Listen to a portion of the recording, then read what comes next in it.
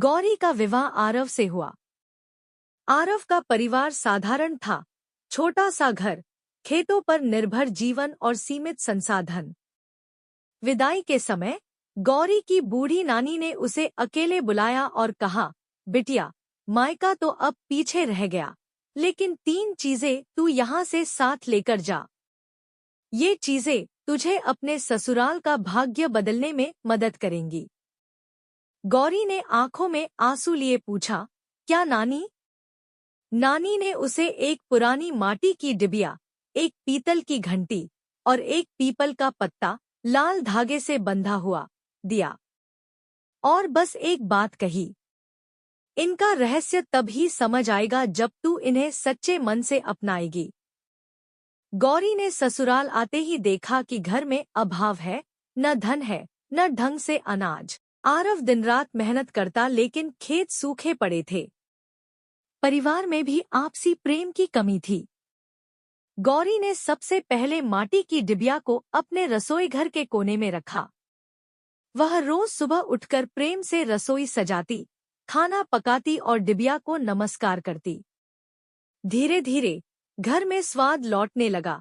खाना थोड़ा ही बनता, लेकिन सबका पेट भर जाता। सास ने कहा, गौरी के हाथों में जादू है। एक दिन गौरी ने नानी की दी हुई घंटी को आंगन में टांग दिया और हर सुबह पूजा के बाद उसे बजाने लगी। उसकी मधुर ध्वनि से न केवल घर, बल्कि पूरा मोहल्ला गूंज उठता। लोगों ने कहना शुरू किया, गौरी के घर से शांति की घंटी बजती है। कुछ ही महीनों में गांव में बारिश खूब हुई। आरव की फसल इतनी लहलहा उठी कि पहली बार बाजार में ऊंचे दामों पर बिकी। घर में धन आने लगा और साथ ही प्रेम भी। गौरी ने आखिरी चीज, पीपल का पत्ता, अपने पूजा घर में रखा।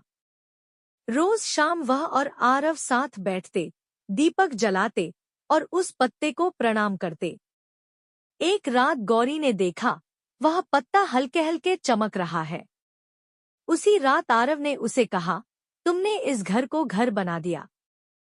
अब मैं चाहता हूँ हम गांव में एक स्कूल खोलें। गौरी की आंखों में चमक आ गई।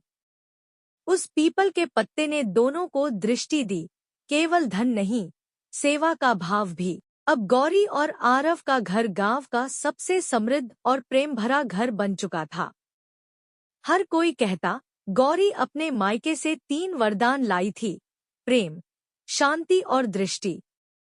गौरी मुस्कुराती थी, लेकिन जानती थी, असली वरदान था उसका विश्वास, उसका प्रेम और उसका समर्पण। कभी कभी मायके से लाई गई चीजें सिर्फ वस्तुएं नहीं होतीं, वे संस्कार, आशीर्वाद और प्रेम के प्रतीक होती हैं। और जब एक स्त्री उन्हें सच्चे मन से सहेजती है, तो वह पूरे घर का भाग्य